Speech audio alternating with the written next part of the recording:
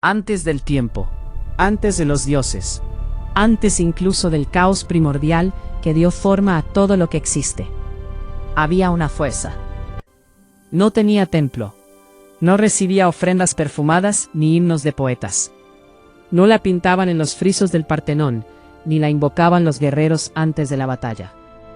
Y sin embargo, ningún dios, ni Zeus, señor del Olimpo, ni las Moiras, tejedoras del destino, ni el propio tiempo, escapaba a su dominio. Su nombre era Ananke, en griego Ananki, y significaba una sola cosa: lo que no puede ser de otro modo. Hoy vamos a recorrer su historia, desde las cosmogonías más antiguas de Grecia, hasta los últimos ecos de su nombre en la filosofía moderna. Vamos a descubrir por qué esta diosa silenciosa fue quizás la más poderosa de todas. Empecemos por el principio. La palabra misma. Ananke, Ananki, en griego antiguo, no era solo el nombre de una diosa. Era una palabra de uso cotidiano, que los griegos empleaban para describir aquello que es absolutamente inevitable, aquello ante lo que no existe resistencia posible. Los filólogos la relacionan con la raíz indoeuropea, ang, que significa constricción, presión, estrechez. De la misma raíz provienen el latín angustus, angosto, estrecho, y el alemán Angst, esa angustia existencial que tan bien conocemos. Hay algo revelador en eso. La necesidad, para los griegos, no era una idea abstracta y fría. Era física.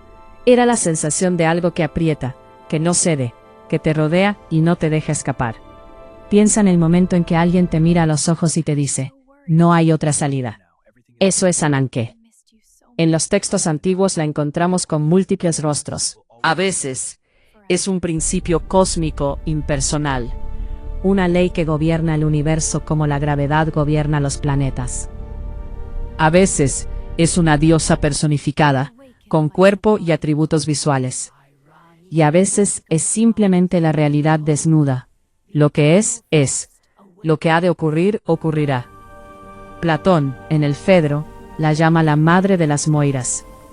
Heráclito, siglos antes, hablaba de un logos universal que todo lo rige con hierro. Los órficos, en sus misteriosos himnos, la elevaban a primera causa de la creación. Todos coincidían en algo. Frente a Ananke, hasta el poder de Zeus era relativo. El rey del Olimpo podía lanzar rayos, transformarse, seducir, conquistar, pero no podía cambiar lo que tenía que ser. ¿Por qué importa esto? Porque nos habla de cómo los griegos entendían el mundo.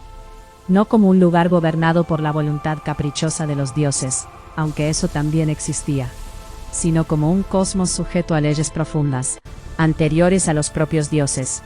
Un universo en el que incluso el poder absoluto tiene límites. Eso es radical y moderno. Para entender a Ananke en su dimensión más poderosa, hay que adentrarse en uno de los sistemas religiosos más fascinantes y misteriosos del mundo antiguo: el orfismo. El orfismo era una corriente espiritual griega que se atribuía a Orfeo, el mítico poeta cuya lira aplacaba bestias y movía piedras. Sus textos, llamados las rapsodias órficas, o simplemente los himnos órficos, nos han llegado fragmentados, reconstruidos por generaciones de filólogos. Son documentos extraordinarios. Y en esos textos, Ananke ocupa un lugar en la creación del universo que no ocupa ningún otro ser. Según la teogonía órfica, en el principio absoluto no existía nada excepto el tiempo eterno. Cronos, no el titán que devora a sus hijos, sino el tiempo primordial, y la diosa Ananke. Estos dos seres no son exactamente dioses en el sentido convencional. Son principios, son las condiciones de posibilidad de todo lo demás.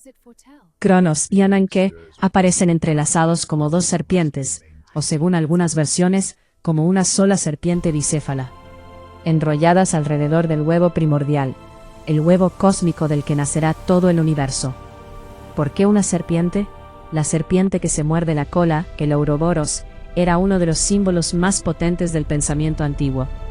Representa el ciclo sin fin, el tiempo que regresa sobre sí mismo, la eternidad que no tiene principio ni fin. Ananke, como serpiente cósmica, aprieta ese huevo, lo comprime, Y de esa compresión, de esa necesidad física, de esa presión, surge la creación. Sin Ananké, el huevo no eclosiona. Sin la necesidad, no hay existencia. De ese huevo nace Fanes, o Protobonos, el primogénito, una deidad andrógina de luz cegadora, la primera criatura individualizada del cosmos. Fanes es la luz, el amor primordial, la potencialidad de todo lo que puede existir. Pero Fanes solo existe porque Ananké lo hizo posible. Es su hijo en cierto modo, aunque la mitología órfica no lo exprese con esa sencillez. Hay otra imagen órfica de Ananké que nos dejó Platón en el 10º libro de la República, en el famoso mito de Er. Platón nos describe el cosmos como un gran uso giratorio. Las esferas celestiales, los planetas, las estrellas fijas, giran como aros concéntricos alrededor de un eje.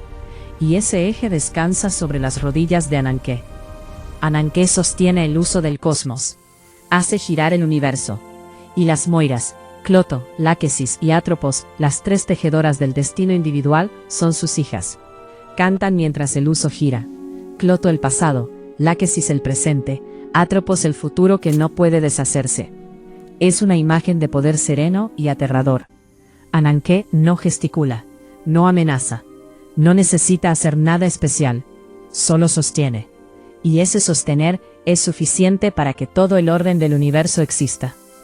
Platón no era un mitólogo crédulo, era el filósofo más influyente de Occidente. Y sin embargo eligió esta imagen para hablar de la estructura profunda de la realidad. Eso nos dice algo. Nos dice que para Platón, y para la tradición que lo rodeaba, la necesidad no era un defecto del mundo, era su arquitectura. Antes de Platón, mucho antes, los primeros filósofos griegos ya estaban obsesionados con algo que tenía el sabor de Ananké, aunque no siempre la llamaran por ese nombre. Los presocráticos, los pensadores del siglo VI y V a.C., que intentaron explicar el cosmos sin recurrir principalmente a los dioses, encontraron en la idea de necesidad uno de sus conceptos fundamentales. Heráclito de Éfeso, el filósofo del fuego y del cambio perpetuo, escribió que todo ocurre según el logos, la razón universal que todo lo ordena. El relámpago, decía, gobierna todo. Para Heráclito, la realidad es conflicto, tensión entre opuestos, lucha perpetua. Y sin embargo esa lucha no es caótica, está sometida a una ley interna. Los opuestos se necesitan el uno al otro. El día necesita la noche, la vida necesita la muerte. Nada existe fuera de esa necesidad mutua. Heráclito nunca usa la palabra Ananké como protagonista, pero su logos es necesidad en estado puro. Una ley que todo lo penetra y ante la que nada puede resistir. Parménides de Elea, el filósofo radical del ser, va aún más lejos. En su poema filosófico, La diosa que lo guía, una figura innominada pero claramente identificada con Ananké, en muchas interpretaciones, le revela la verdad del ser. El ser es. El no ser no es. Y esa verdad no puede ser de otro modo. No porque alguien lo haya decidido, sino porque es lógicamente necesario. El ser no puede no ser. Aquí Ananké se convierte en algo que los filólogos llaman necesidad lógica. No la fuerza física que aprieta, sino la imposibilidad de que las cosas sean de otro modo. Es el fundamento mismo del pensamiento racional. Parménides habla del ser encadenado por Ananké, por las cadenas de los límites que definen lo que es. Es una imagen impactante. El ser como prisionero de sus propias leyes, pero no es una prisión triste. Es la solidez del mundo, su consistencia, su verdad. Empédocles de Agrigento propuso que el cosmos se mueve en ciclos alternos entre el amor, filía, que une todos los elementos, y la discordia, neikos, que los separa. Pero por encima de ambas fuerzas, hay algo que determina el ritmo de esos ciclos, que impone el tiempo de cada fase. Ananké, la necesidad que regula el baile cósmico entre amor y guerra. Empédocles lo expresa así: el cambio no ocurre cuando los dioses quieren, ocurre cuando tiene que ocurrir. Hay un tiempo para la unión y un tiempo para la separación, y ese tiempo está fijado por la necesidad. Lo interesante de todos estos pensadores es lo mismo. Coinciden en que el cosmos no es arbitrario, tiene estructura, tiene leyes. Y esas leyes son anteriores, o al menos coextensivas, a los propios dioses. Ananké es el nombre de esa estructura. Estamos, amigos, ante el primer intento filosófico de la historia, de hablar sobre lo que hoy llamaríamos las leyes de la naturaleza. Hemos hablado de Ananké como principio filosófico, pero los griegos no vivían en libros de filosofía. Vivían en el mundo de los mitos, de las imágenes, de los rituales. ¿Cómo la representaban? ¿Qué aspecto tenía la diosa de la necesidad? Las representaciones directas de Ananké son escasas, mucho más escasas que las de Zeus o Atenea, lo que en sí mismo ya nos dice algo. La necesidad no necesita ser representada para ser real. Cuando aparece, se la suele mostrar como una figura femenina majestuosa, envuelta en velos oscuros, o plateados, con el uso cósmico en las manos. A veces sus brazos rodean el universo entero. A veces es tan grande, que el cosmos cabe entre sus palmas. No tiene expresión de ira, ni de compasión. Tiene la expresión de lo inevitable, neutra, serena, absoluta. En algunos textos se la asocia con la noche, Nyx, y con la tierra primordial. Es una figura ctónica, subterránea, anterior a la civilización olímpica. Pertenece a ese estrato más antiguo de la religiosidad griega, que existía antes de Zeus, antes del Olimpo, antes de las ciudades-estado y sus panteones ordenados. La conexión más poderosa de Ananké en el plano mítico es con las Moiras, las tres diosas del destino individual. Cloto, la hiladora, teje el hilo de cada vida humana. Láquesis, la asignadora, mide su longitud. Atropos, la inflexible, la que no puede doblarse, lo corta. Según Platón en el mito de las Moiras son hijas de Ananké. Cantan mientras el uso gira. Cloto sobre el pasado, Láquesis sobre el presente, Atropos sobre el futuro. Y Ananké es quien sostiene todo el sistema.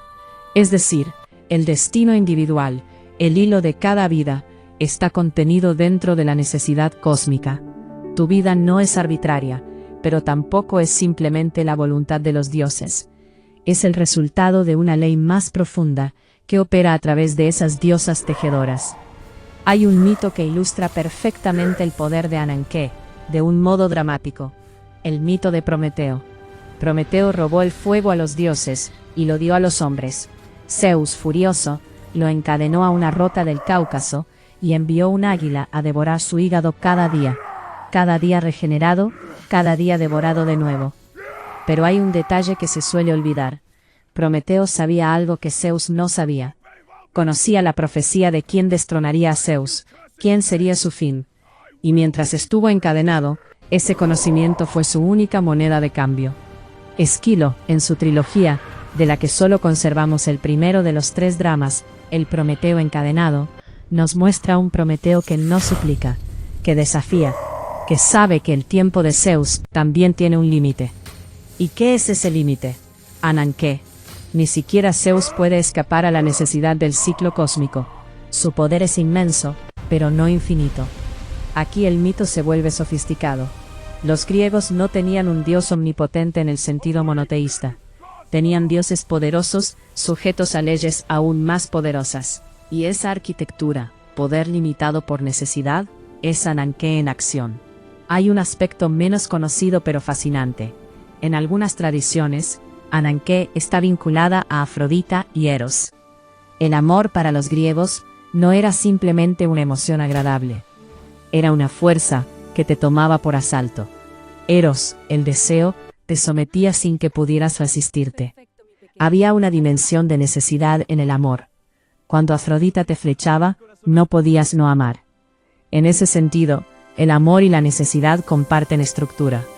Ambos son fuerzas ante las que la voluntad individual es impotente. Ambos te llevan a donde tienen que llevarte. Eso explica por qué en la lírica griega arcaica, en Safo, en Alcmán, en Íbico, el amor siempre se describe con metáforas de violencia y sometimiento. No porque el amor sea malo, sino porque es necesario. Llegamos al texto más elaborado y hermoso sobre Ananké que nos ha dejado la antigüedad. El mito de que cierra la República de Platón. Es un soldado que muere en batalla, pero en lugar de quedarse en el Hades, su alma es enviada de regreso para contar lo que vio. Es el testimonio de un viaje al más allá. Describe el cosmos como un gran mecanismo de esferas concéntricas, una especie de planetario cósmico, que gira alrededor de un eje luminoso. Ese eje es la columna del cosmos, la rueca del destino. Y en el centro de todo, sosteniendo el uso, sentada sobre un trono, está Ananké. Sus hijas, las Moiras, están a su alrededor. Atrás, en un prado, las almas de los muertos esperan su turno, para elegir su próxima vida. Sí, en Platón, las almas eligen. No completamente a ciegas. Tienen el peso de sus vidas anteriores, sus virtudes y sus vicios. Pero eligen. Y esa elección tiene lugar en el campo de la necesidad, ante Ananké. Platón inserta aquí algo filosóficamente poderoso. El libre albedrío y la necesidad no son contradictorios, son complementarios. Las almas eligen libremente, pero la estructura dentro de la cual eligen es necesaria. Ananké no niega la libertad, la encuadra. Este párrafo es uno de los más importantes de la filosofía occidental. Dios, o los dioses, no son responsables del mal en el mundo. Tú eres responsable de lo que eliges. Y la estructura que hace posible tu elección es la necesidad. Ananké aquí no es una fuerza opresiva. Es el marco que hace posible la moral. Sin necesidad, sin leyes que no puedan romperse, no habría consecuencias. Y sin consecuencias, no habría responsabilidad. Esto tiene resonancias modernas enormes. Cuando hablamos de determinismo, de libre albedrío, de responsabilidad moral, estamos hablando del problema que Platón articuló con la imagen de Ananké sosteniendo el uso del cosmos. 2400 años después, el problema sigue abierto. Pasamos algunos siglos adelante y llegamos a otra gran escuela filosófica de la antigüedad que colocó a la necesidad en el centro de su pensamiento: el estoicismo. Los estoicos, fundados por Zenón de Citio en torno al 300 a.C., desarrollaron una filosofía de vida basada en una idea central. La naturaleza tiene un orden racional necesario, el logos, heredado de Heráclito, y la sabiduría consiste en alinearse con ese orden, en lugar de luchar contra él. Para los estoicos, Ananké no era una diosa mítica, era la estructura causal del universo, el hecho de que todo efecto tiene una causa, y esa cadena de causas se remonta hasta el principio de todo. El destino, en griego heimarmené, es simplemente el nombre de esa cadena. Marco Aurelio, el emperador filósofo que gobernó Roma en el siglo II de Cristo, y escribió sus meditaciones como diario personal de ejercicios espirituales, expresó esto con una claridad que todavía corta el aire. El concepto estoico que los latinos tradujeron como amor fati, amor al destino, es exactamente esto. No resignación pasiva, sino amor activo a lo que es necesario. No soportar lo que no puede cambiar, sino amarlo. ¿Por qué amarlo? Porque lo que es necesario es parte del orden del cosmos, y el cosmos, para los estoicos, es bueno, es racional, es el despliegue de la razón universal. Nótese la diferencia enorme con el nihilismo o el fatalismo resignado. Los estoicos no dicen, da igual lo que hagas, todo está determinado, así que no hagas nada. Dicen, actúa con virtud en cada momento. El resultado está fuera de tu control, pero la calidad de tu acción no lo está. Esta distinción entre lo que depende de nosotros y lo que no, es el corazón de la ética estoica. Y es en el fondo, una distinción sobre Ananké. Hay cosas necesarias que no podemos cambiar, y hay cosas que pertenecen a nuestra libertad interior. El estoicismo llega hasta hoy. La terapia cognitivo-conductual moderna, el movimiento neoestoico contemporáneo, los libros de Ryan Holiday y Massimo Pigliucci, todos beben de esta tradición que arranca, en última instancia, de la pregunta que Ananké plantea: ¿qué haces cuando no puedes hacer nada? El nombre de Ananké no desapareció con los griegos, siguió resonando. Quizás el eco más famoso y sorprendente esté en Víctor Hugo. En su novela Nuestra Señora de París, publicada en 1831, el personaje de Claudio Frollo, el archidiácono atormentado, graba una sola palabra en la piedra de la catedral. Es la palabra que abre y cierra la novela. Hugo la usa para hablar de la fatalidad que atrapa a todos los personajes. Quasimodo, Esmeralda, Frollo. Nadie puede escapar a lo que es. Nadie puede cambiar su naturaleza. La palabra grabada en la piedra es el símbolo de todas las necesidades que encadenan a los seres humanos.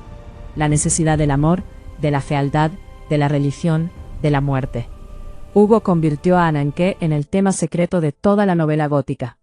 Extraordinario para un escritor romántico del siglo XIX, que en teoría debería creer en la libertad individual y el progreso. En el siglo XX, la necesidad toma un nuevo rostro, el de las leyes físicas. Einstein dijo que Dios no juega a los dados. Quería decir que la naturaleza es determinista, que tiene leyes necesarias que no admiten excepciones. La mecánica cuántica cuestionó esto. Hay probabilidades, no certezas en el nivel subatómico, pero el debate sigue abierto. ¿Es el universo fundamentalmente necesario, determinado, sujeto a leyes que no pueden romperse? ¿O hay un elemento de azar irreducible en su base? Es la misma pregunta que los griegos hacían sobre Ananké, con diferente vocabulario, pero idéntica estructura. Y hay algo más. El segundo principio de la termodinámica. La entropía siempre aumenta en sistemas cerrados. Es una forma de necesidad que ni siquiera los dioses podrían violar, si existieran. El universo se mueve hacia el desorden de manera irreversible. Eso es Ananké física. Freud usó el término Ananké, aunque él lo escribía con minúscula, para referirse a las limitaciones que la realidad impone sobre el principio de placer. Somos seres que desean, pero vivimos en un mundo que resiste. Esa resistencia es necesidad.